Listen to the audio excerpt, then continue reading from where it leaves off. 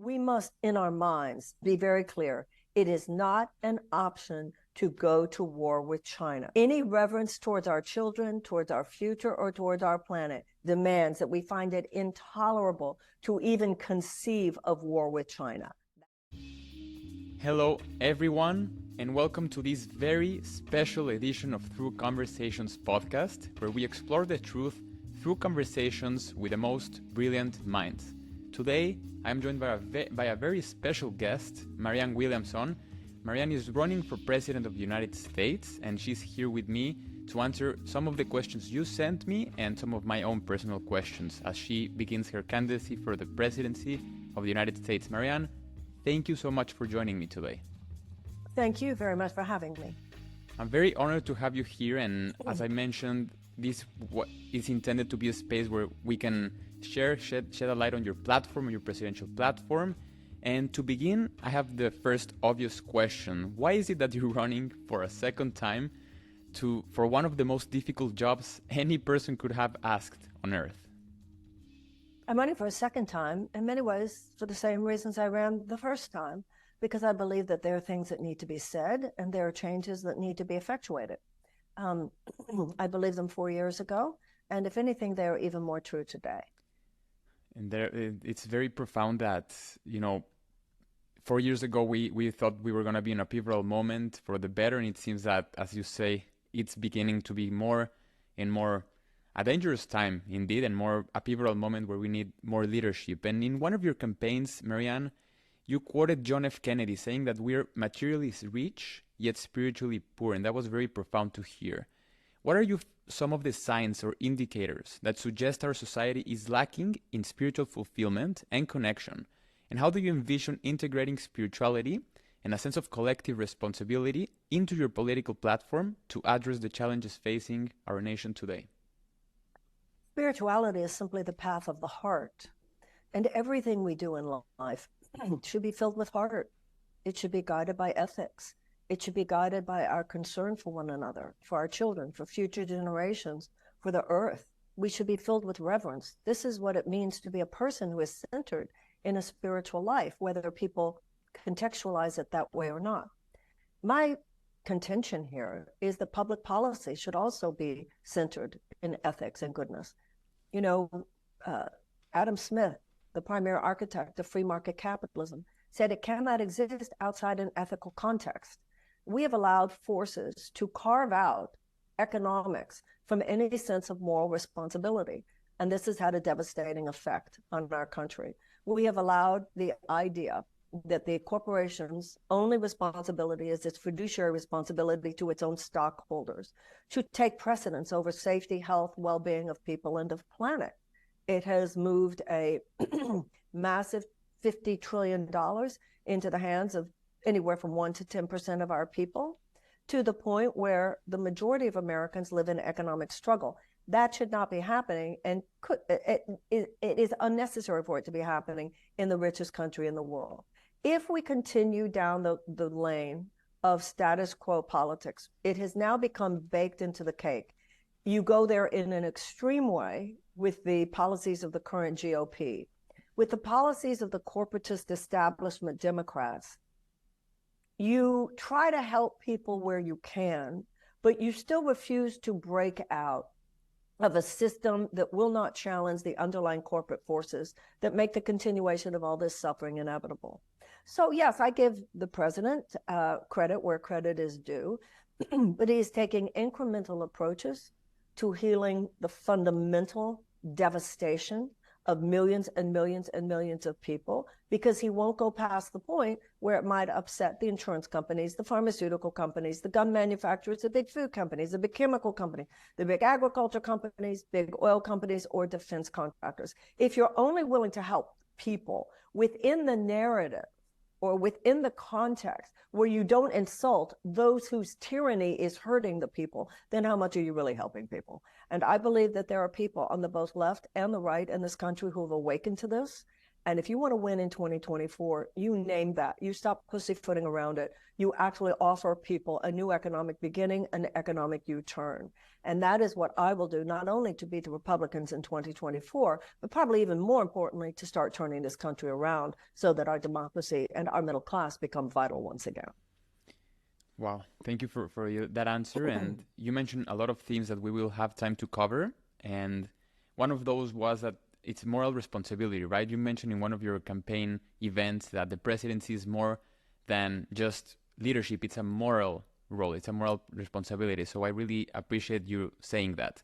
And you also mentioned future generations, Marianne. And I'm part of the Gen Z, the coveted Gen Z generation, where we're very vocal, we're very engaged and conscientious about the world we're going to inherit. And also, I don't have children yet, and hopefully I'll get to have children. But I want to inherit them a better world than I received. So I keep receiving these themes that the doomsday clock is only seconds to midnight. And now I just saw a news report that Ukraine, if the offensive really succeeds, then Russia is going to be forced to deploy nuclear weapons. So that doesn't really give me a lot of motivation to incite change, to create change in my life. It's just, well, will seconds to midnight, what am I supposed to do with this world? It's just better to go dance and just go to party. So what would a administration, a Williamson administration, a presidential administration of yours, help to, change this theme of despair, where we're facing so many challenges, and how could your presidency help us find the motivation to induce meaningful change and take action upon these amazing or devastating challenges? Well, in terms of the doomsday clock related to environmentalism, those of you in your generation and any generation who sees that is accurate. It is the 11th hour. And so young people have every right to feel rage about that. But then what are you going to do with your rage? That's the issue. Are you going to just spiral into despair, cynicism, and nihilism? That's one option. The other option is to realize that you have a candidate for the Democratic nomination who on day one would cancel the Willow Project, who recognizes that this is not a time to ramp up fossil fuel extraction. It's time to ramp down fossil fuel extraction. It's time to lead a holistic emergency level climate change mobilization. We need to move on a level of climate emergency from a dirty economy to a clean economy. This needs to affect our agriculture. It needs to affect our food. It needs to affect our energy. And definitely it needs to mean that we absolutely stop being tyrannized by the fossil fuel companies who've known for decades what they were doing and simply did not care because of the multi-billions of dollars that are given to their stockholders and to their CEOs. It's at a certain point, and we are at that point right now, where it's up to us whether or not we are going to repudiate the oppression and the injustice and the tyranny that this represents. So you have an option here. You have a candidate for the Democratic nomination who does say, first thing I'll do is declare a climate emergency. So that's really then up to people. What are you going to do with that? Are you going to go with spiraling down or go with spiraling up? As a friend of mine says, I'd rather live on my feet than die on my knees. I mean, I'd rather die on my feet than live on my knees. And I think that that's my answer to the issue of the doomsday clock. Fight it. There's still time. It's not midnight yet. Fight it. Number two, about, you read an article that said Vladimir Putin would be forced to use nuclear bombs. No, there's nothing that could happen that would force Vladimir Putin to use nuclear bombs. And there are those who would argue that if we're going to live our lives and the lives of our children under the threat of better not upset Vladimir Putin because he might drop a nuclear bomb, then you might want to think very seriously about that.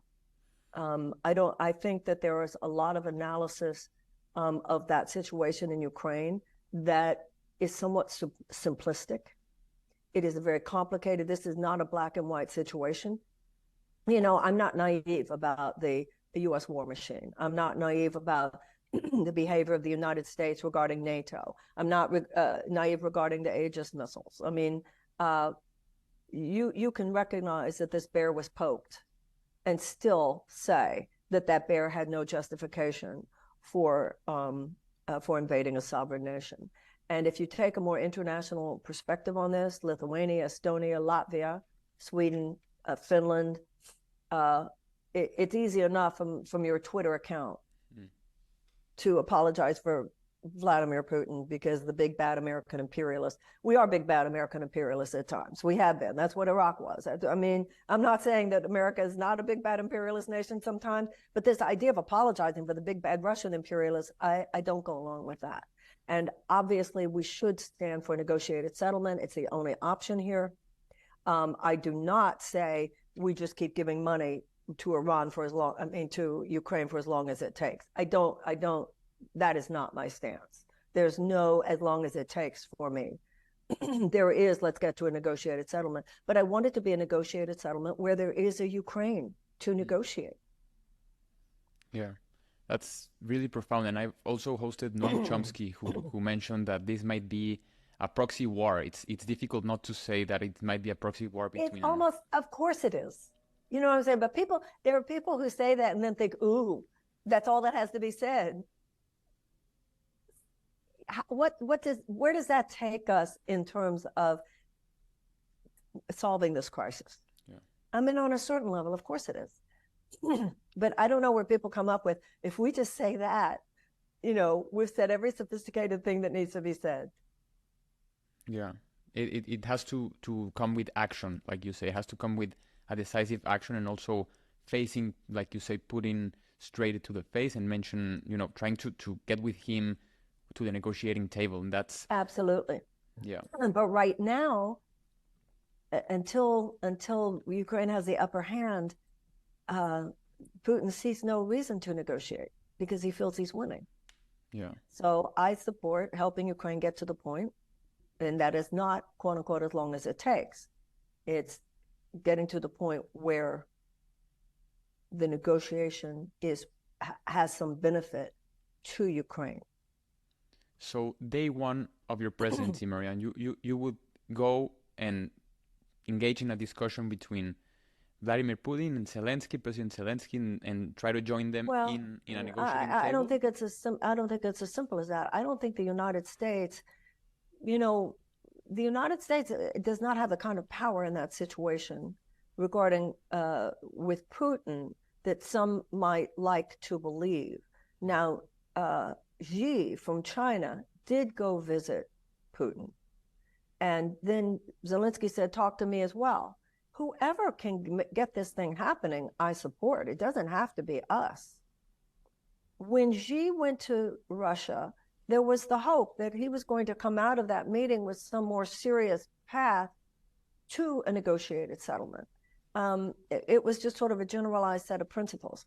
Now, the foreign minister of Denmark has offered to host a summit, but he said it cannot just be the allies of Ukraine. It has to also include China. It has also to include Brazil. It has also to include India, people from the global south who are not necessarily going along with Ukraine on this. That is where I think I differ from Biden, although I'm not sure I can say that because I'm not sure that I can speak for how the Biden administration would approach that. My sense is that they would not be as open to that as I would. I would definitely be open to an international conclave where people who both support Russia as well as those who support Ukraine would come together. Nobody is winning from this.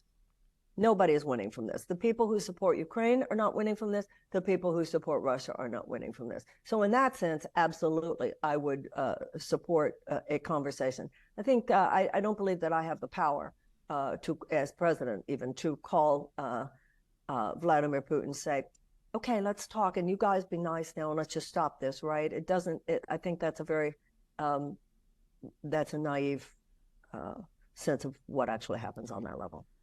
Yeah, it's probably a naive perspective on my end, thinking that we're just a phone call away.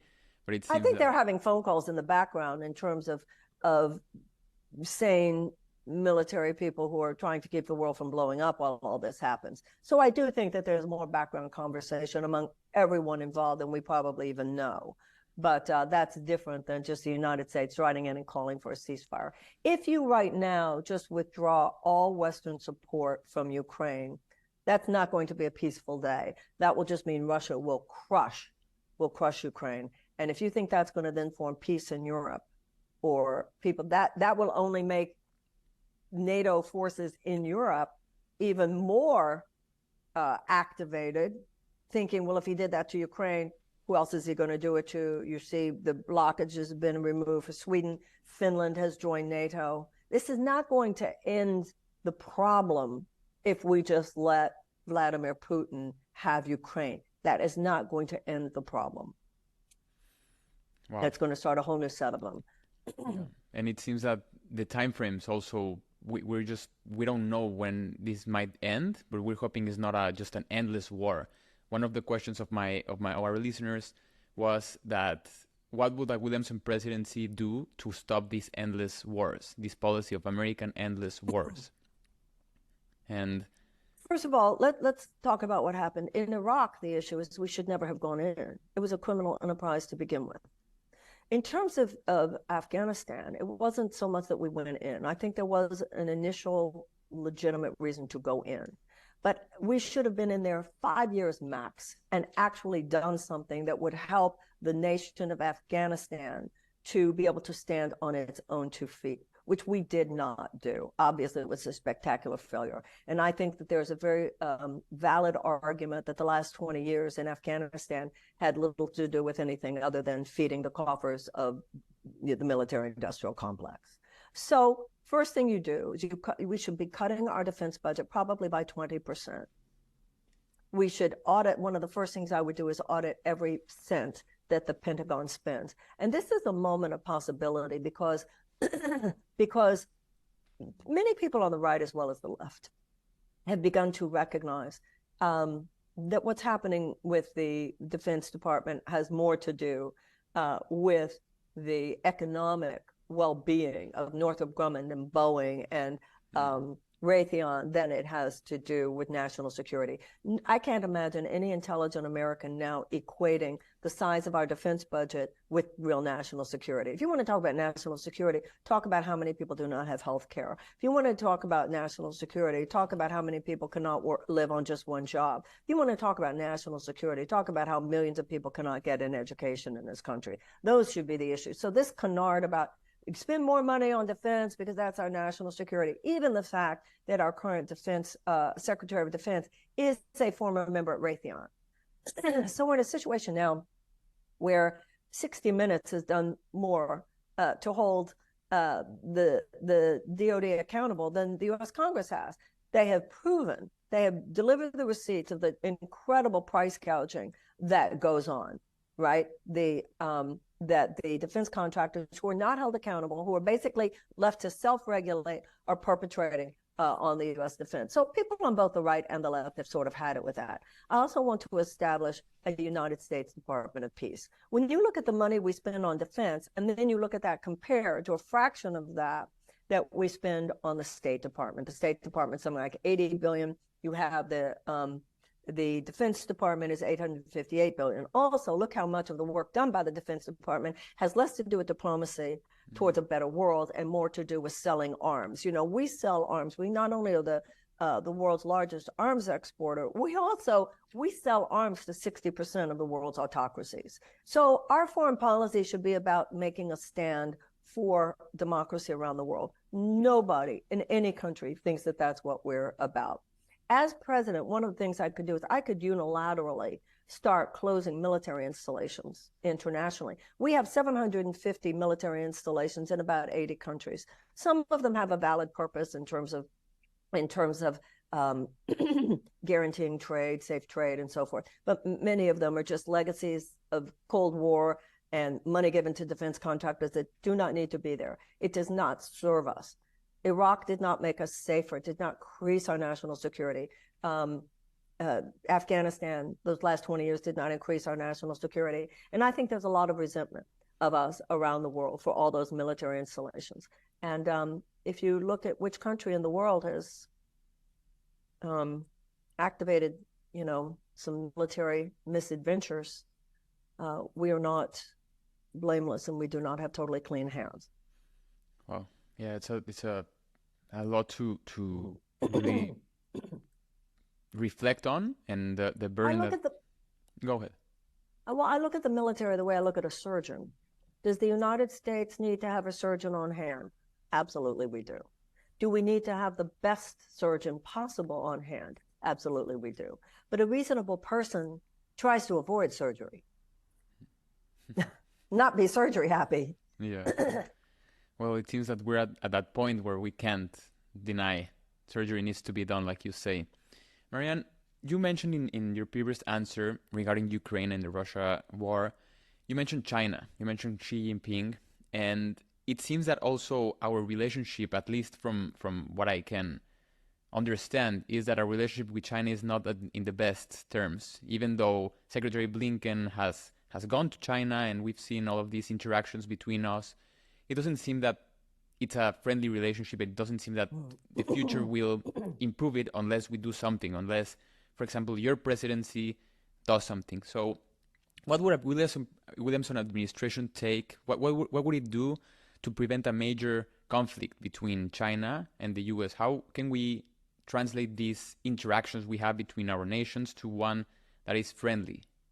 Well, the first thing is to realize that every word uttered by the US president matters. And this US president will step back from this almost Cold War type of talk. We must, in our minds, be very clear. It is not an option to go to war with China. Any reverence towards our children, towards our future, or towards our planet demands that we find it intolerable to even conceive of war with China. That's number one. So when you talk about someone like a Blinken or Janet Yellen who went to China, that's important that they did. It's important that we continue to build on collaborative relationships wherever we can. That has to do with economic, but also in order to save this planet, we're going to have to move into collaborative relationships with China regarding nuclear bombs, regarding the environment. We're going to have to collaborate on climate change, and I think more and more every day we're going to have to be collaborating with other nations, other power nations, such as them, on AI. We're not a unipolar world anymore. We are a multipolar world. The United States must find some humility here. Yeah. There are some places where we need to be very firm about our interests and the interests of democracy regarding China. And there are some other places where we need to simply realize that we no longer can go around the world just telling people what to do, because they will not necessarily be open to being told what to do. And not unfortunately, that includes China. Is one of those places, Marianne, one of those potential conflict places, Taiwan? How would you engage with this whole interaction, this dynamic of Taiwan? There must not be American troops in Taiwan, period. So I don't have a problem with supporting Taiwan and defending itself, but we will not be putting troops in Taiwan. In case President Xi Jinping does decide to engage and try to do annexation of Taiwan, what would a United States president have to do there? What this American president will do is do everything in my power to make sure that they will not choose to do that. This is not, I don't think today would be a good time for Xi to do that. Xi has his own problems. He has his own problems economically and so forth. So we know that it is a point of honor to him. And he's made it clear that his patience is wearing thin. He said all those things, and he's not to be taken lightly. People did not expect him to crack down on Hong Kong the way he did when he did. So I'm not saying, he's just blowing smoke. But at the same time, I think we need to do everything possible to make the world a place where it behooves him for us to serve and to contribute to the conditions in which it behooves him to leave Taiwan alone. Yeah, and one of those challenges that you said that China is facing, we just saw this past week a typhoon, I think the second largest in their history, hit China. So, I mean, probably it's going to be... They have their own problems. Yeah. They have their own issues. And that's what we want to take the world to. We need to take the world to a place where, hey, China, India, Brazil, look at what we all need to do together. That's the paradigm. That's the only salvation of the human race at this point. We must shift from competition to collaboration. We cannot look at we must enter a phase of humanity where we're not looking at other nations as our adversaries. I think it was John Quincy Adams who said, we're not looking for monsters to destroy. America has become very paranoid, like, who is our enemy? Who is our enemy? There don't have to be enemies. There will always be people, certainly in our lifetime, with whom we disagree. But there's a line, you can stay this side of we do not agree with them and not move into enemy. And that's the world that we need to seek to create for our children. I'm hoping for that world as well, where we don't need an alien invasion to rally the humanity against one cause. We can just decide that we don't need aliens to That's right. you know. Marianne, I would like to transition into Latin America. Latin America is facing a tremendous social, economic, and and pretty much holistic challenges that have been translated into individuals making one of the toughest decisions anyone could have ever make and march towards the American border, putting themselves and their families at risk. What would be the foreign policy agenda of your administration when it comes to Latin America and immigration as a whole? The moral leadership of the U.S. president has to do with the use of the bully pulpit.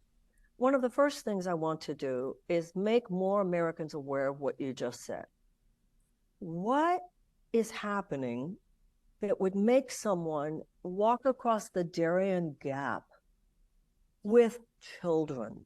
So the first thing is to really counter this false narrative and make the average American understand the horror, the violence that people are seeking to escape. Think how terrible things would have to be for you to be willing to go across a desert, to go across some of the most inhospitable landscapes on the planet in hopes of becoming a busboy. Yeah. In hopes. I mean, think about that. I have met people who traveled here and are staying at a rescue mission on Skid Row in Los Angeles, and still that's better than where they walked from. Wow. There is some hope. Okay, that's the first thing people have to realize, that the main crisis at the border is not, oh, they're all coming in. The main crisis at the border is the humanitarian crisis that these people are experiencing. They were traumatized, which is why they came here. In my administration, they will not be re-traumatized at the border.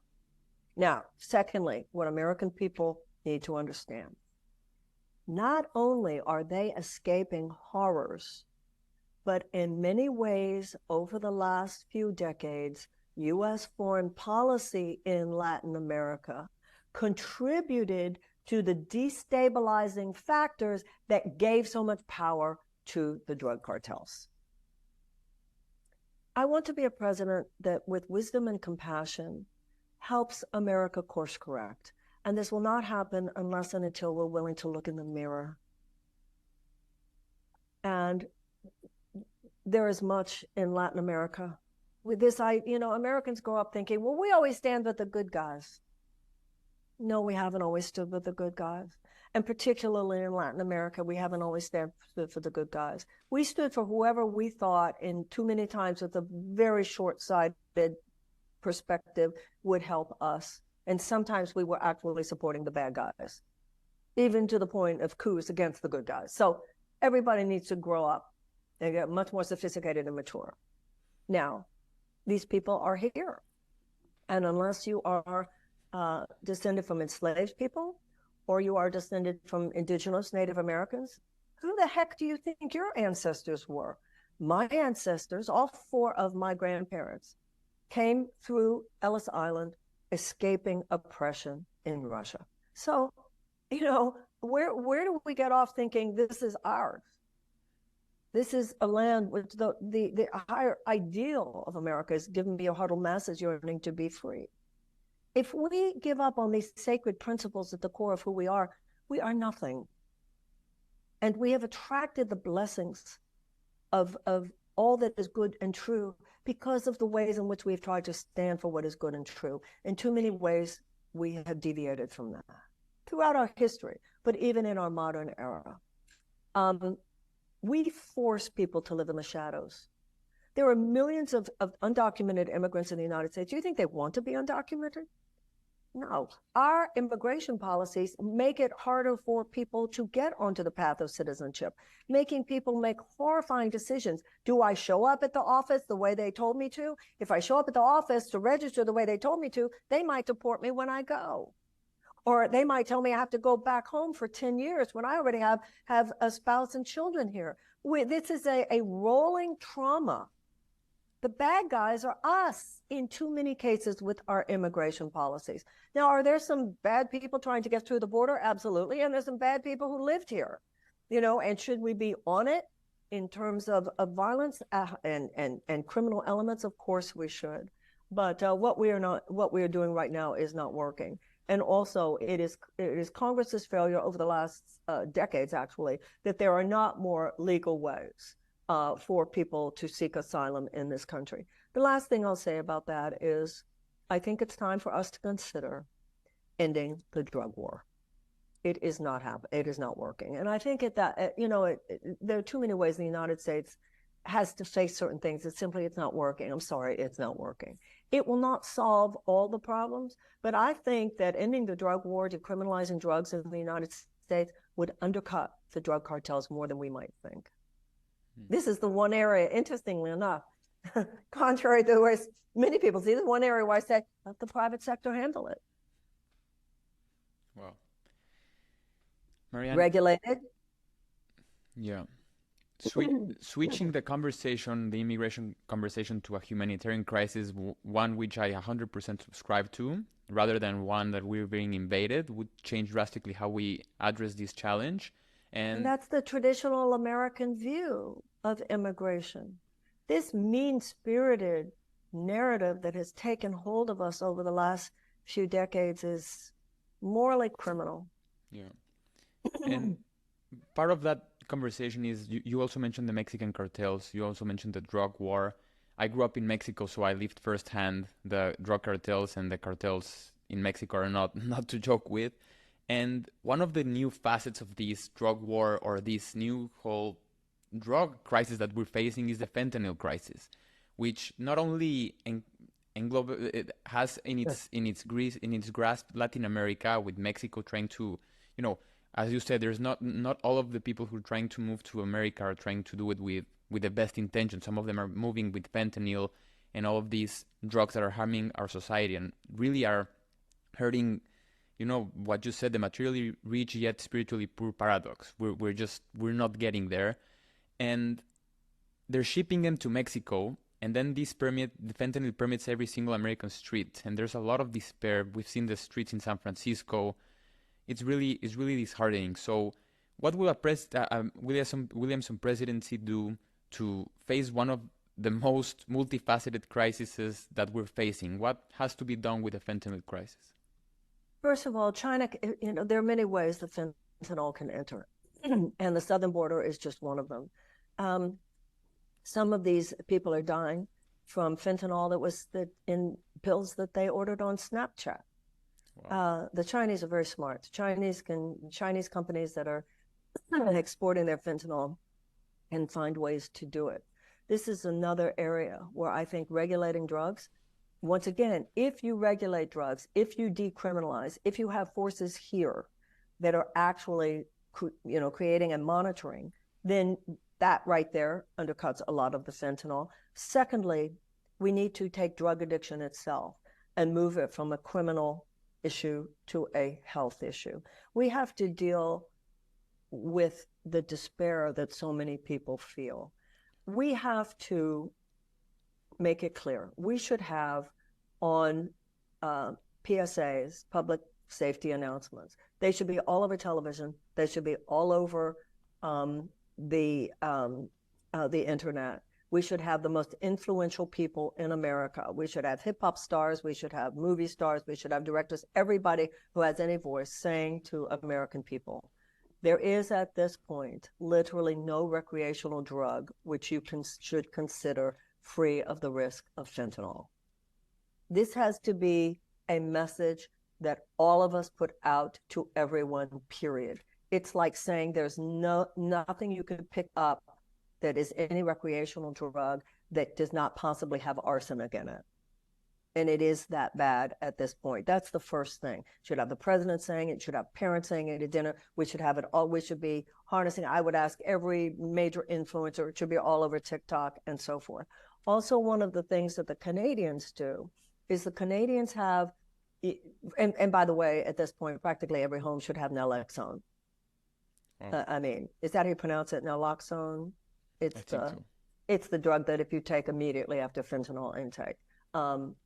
Naltrexone. No. It used to be for heroin and stuff. It was Naltrexone. No. Is it no? Whatever. If you look counter fentanyl with, if you look it up, you'll see it. Naloxone, I think, and whatever. People are going to just start having it like you have a fire extinguisher in your building. But secondly, what Canada is doing is they're setting up stations at, I think, pharmacies, grocery stores, or wherever. A person can come in. There is no security camera. There is nobody will take in your name. There is no way that anybody will ask any questions. And you can actually put your drug in the tester, and they will be able to tell you if there is any kind of fentanyl in it. If you think that just fighting more with more DEA agents at the southern border is going to fix this, it's not. We need to change our approach. Yeah, I think it was naloxone. Naloxone. Yeah, naloxone. Yeah. It's either naloxone or naloxone. I don't know how you pronounce it, but we got it right. We got it. Yeah, the conversation has to change, and the awareness of the risk our drugs have, and also paradoxically trying to invite people to try to test their drugs in pharmaceutical places. That's a really interesting perspective, and a nuanced one that really covers most of the bases. Marianne, we're getting close to ending the conversation, but I'd like to ask a couple questions. You mentioned AI, the promise of AI, in this new technological era, one that it seems to be the new arms race with China and with others. This is how it's being described too. How would your presidency approach the emergence of these disruptive technologies that promise to potentially disrupt our economies and displace millions of people from their jobs and challenge our conceptions of our own humanity and who we are and what do we do on this earth and how do we engage with the world itself and the economy? This revved up to crisis level so quickly, it's unbelievable. We have to fence this stuff in now. Now, with the SAG-AFTRA strike going on in Los Angeles, you see that actors are already standing. I mean, it's unbelievable that some actor would be asked to give away basically their image in perpetuity. Yeah. It's just outrageous. And I think people are beginning to understand you don't have to be an actor for this to matter, that there's, the vast majority of jobs in the United States could be taken over by some kind of AI-related activity, which of course would be profoundly disruptive to our economies. But it's gotten even worse than that. When you see some of the things that happen with AI, and there's a sense of, it's almost like a Stanley Kubrick film at this point. I read one article about where AI had been asked, could you basically subjugate the human race? And the response was, well, we're not there yet, but we're getting there. So we've got to get very serious about this. I saw that the White House had a meeting the other day and got some voluntary agreements from tech companies, and that absolutely would not be enough for me. You can't voluntarily regulate yourself. That's like the defense contractors voluntarily regulate. What are we doing here? So I feel very strongly about AI. And also, not only in terms of fencing it in terms of jobs, not only in terms of being creative, like how are we going to economically order ourselves in a world where so many jobs are being taken away as we speak by AI? Where can we compensate in those cases where it's inevitable? Where can we fence it in places where it shouldn't be happening, such as with the actor strike? And also, how are we going to collaborate with other nations of the world to make sure that this doesn't become more powerful than our own ability to protect ourselves as a species? Yeah, that's very profound, and it's very, very. It's just mind blowing because Black Mirror. There's a TV show in Netflix where it shows Salma Hayek gives her rights to these producers, and they use their image in perpetuity, just like a deep fake. And now we're seeing it real life 2 weeks after it released the episode, which is mind-boggling. And it's And I'm go sorry. ahead. No, go ahead. Well, somebody showed me the other day in my office. I was coming to on the campaign. I was coming to somewhere to speak, and somebody had put it into the AI, whatever the particular platform was. Give me a paragraph to describe that Marianne is coming this week, and it was really good. Mm-hmm. It was really like, wow.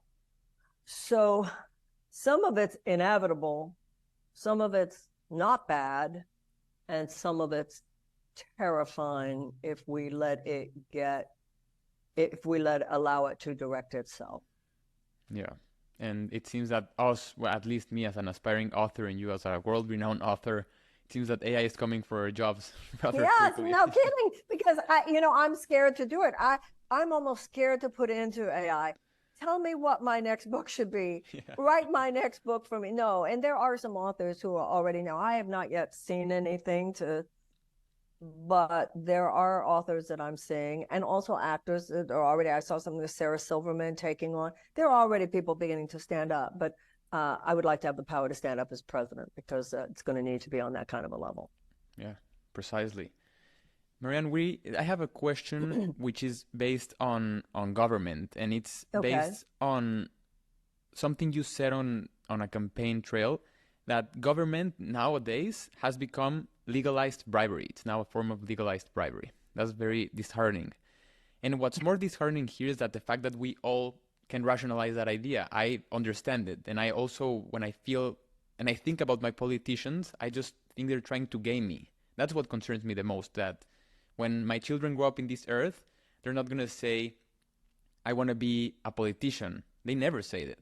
No one has ever said that, because politics now has become a synonym for corruption rather than virtuosity.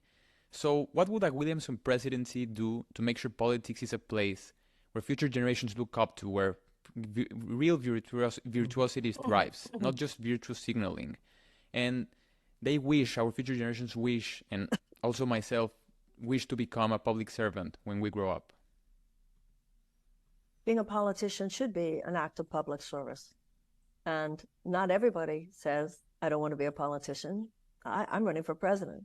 So I am proud of the high side of the mantle, because that is, I believe, about being a servant consciousness. However, the issue, as you said, I said that government has become a system of legalized bribery. Why is that? It's mainly because of the Citizens United decision several years ago. Corporations can give unlimited amounts of money to influence political campaigns. And what this has done is turned us into a situation where time after time after time, legislators, instead of doing the expressed will of their own constituents, and once again, as I mentioned before, the majority of Americans, Democrat and Republican, want universal health care, want tuition-free college and tech school, want paid family leave, want a guaranteed living wage. But we have legislators who do more to serve the short-term profit maximization goals of their corporate donors than they do to serve their own constituents. And that's what makes it a system of legalized bribery. It's also why I contend that someone like myself, who's not getting corporate donations, who's not part of that system, who can't get anything from these people. I just want to get in there for 4 years, give us a chiropractic adjustment to this country, and then turn it over to some younger people to handle from there. But let me get us around the curve to start making this U-turn. It is unreasonable to think, given the fact that corporatists do control the Supreme Court, the tragedy of the fact that Donald Trump got to appoint 3 Supreme Court justices. At this point, there is such a conservative, and it's not even conservative. Conservative is a high-minded tradition in American politics. These are corporatists. That's beyond conservatism. This is an extreme right-wing position that many of them hold. At this point, it is unreasonable to assume that we're going to see the overturning of Citizens United anytime soon. There are many different issues, including gerrymandering, all kinds of things we can do. People have to be involved on the state level. If you look at something like the Dobbs decision, now state legislatures are the ground zero for many of these things. But the ultimate answer is the only way to override this is through an awakening and a political movement among the American people. There are way more of us than there are of them. We have to take a stand against our own cynicism, against our own complacency, against our own nihilism. That's what has to change. The change has to happen within us. And when you see a candidate, hello, me, that does stand for things, if in fact this is what you believe, vote for that person, help that person, support that person. How are you going to change things if you keep endorsing status quo politicians? And obviously I can't be a spoiler, I'm running in the primary. So I hope that for people who do see value in this, that they will go to Marianne2024.com and do what they can. Go to my social media and do what we can. We're gaining momentum, we're breaking through, and I think it's anybody who wants to end an aberrational chapter of American history, smash the neoliberal injustice that has come upon so much of our economy and into the lives of so many Americans. I hope you'll do what you can and join me in this movement. Marianne, thank you so much for that answer and for joining me. And just my last question of this very insightful conversation is, you mentioned 4 years, but it might turn into 8 years of your presidency. And how will you build a strong enough foundation for a century long of prosperity, for a century long of optimism, for a renowned sense of spirituality, of what it means to be an American? What does the United States look like after your presidential administration? The reason I say 4 years is because I have to govern from a place where trying to get reelected isn't even in my consciousness. That's what's needed now. And also my age. I think, I'm 71. I think after I've been there 4 years, it's time to hand it over. We will not be able to make the entire economic U-turn that I want to see in 4 years, but I feel I can get us around the curve. You know what I'm saying? I always say I want to do a chiropractic adjustment. I want to see this country get more heart. I want to see the American people get more spine. There's just such a disconnect now between the goodness that is who we are and public policy. I can help close that gap. I know that I can do that. Now, the American people are decent people. We're not any better than people anywhere else, but we're not worse than anywhere else. The problem is not with who we are. Even on issue after issue, we are a little left of center. We're not, even I've said it before in this interview. If you actually look at what the American people want on issues, we're closer to Europe than you would think, okay? Now, the issue becomes arousing the better angels of our nature. And so, like, if you look at our young people, you were talking about you being a Gen Z, the young people of this generation have the same can-do spirit, the same entrepreneurial desires, the same creativity and productivity as any generation. Take the shackles off them. That's what I want my 4 years to be. I want you to not have to worry about healthcare. I want you to not have to worry about college loans. I want you to not have to worry about higher education costs. I want you to not have to worry. I want you to be able to buy a house if you want it. I want you to not have to worry that the planet's not going to be habitable in 100 years or for your own children. I want you to not have to worry about childcare. I want you not have to worry about whether or not you'll make a living wage. I want you not have to worry about whether or not you'll get sick pay. And there's a quid pro quo there. Then I want you, in exchange for all of the investment in you that means your country will be making, that you'll go out and do your thing. Be fantastic. Create what you feel moved to create. Start businesses. Come up with great art. Come up with great scientific discoveries. Just do your thing. My job is to just unshackle you so that you can spread your wings. And then what it actually looks like will have as much to do with you as with anything I do. I will be 100 years from now just look back at someone who she took the chains off. And then you guys take it from there. Marianne, that's a perfect way of ending this insightful conversation, one that really has given me a lot to think on and reflect on. And I truly appreciate you sharing your platform for your presidency with our listeners. And I'll also add all of your links to our information, this episode's information, I wish you the best of luck in your campaign Thank trail. you. And Thank hopefully you. in the future we'll have another chance, because I have 7 pages worth of questions for Great. you. I'll always be eager to talk to you. Thank you so much. Thank you. All my best.